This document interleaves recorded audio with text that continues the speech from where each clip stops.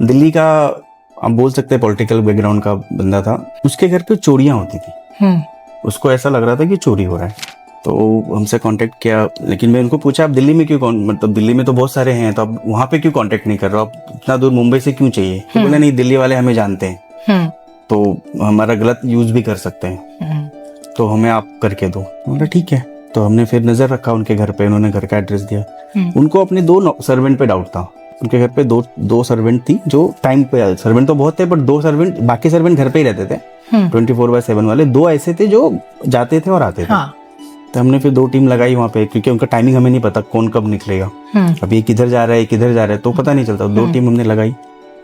20-25 दिन हो गया, कुछ नहीं, बंदा जाता है घर पे। और कुछ लोगों का, हम सर्वेंट है ऐसा हम किसी का वो नहीं कर रहे, बट एक उनका स्टैंड ऑफ लाइफ होता है जीने का।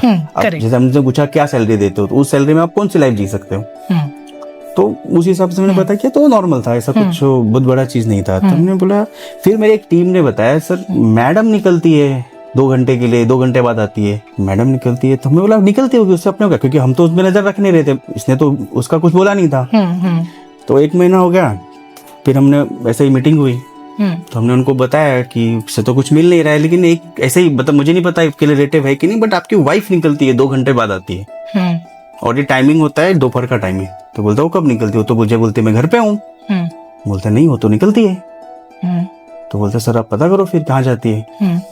फिर जब हम उसके पीछे लगे, फिर हम सर्वेंट को छोड़ दिए, बोला कोई मतलब नहीं है। फिर हम इसको पकड़े, इसके पीछे गए, तब पता चला कि ये एक तांत्रिक से मिलती है। इसका ऑलरेडी, अभी ये जो बंदा था हमारा वो थोड़ा सा एजेड थे, अब पॉलिटिकल है, थोड़े से एजेड थे, तो और ये थोड़ी इसमें थी। तो इनका ऑलरेडी एक अफेयर था जहाँ सब कुछ था। ये धीरे धीरे तांत्रिक के पास जा करके इस पूरे परिवार में जो लोग थे, इनके जो सास ससुर होंगे या घर में जो लोग थे, उनको अपने बस में कैसे करे, इस फालतू चक्कर में पड़ी थी। और साइमल्टेनियसली जो पैसे या जो भी चीजें हो रही थी वो धीरे धीरे वहां पे शिफ्ट कर रही थी।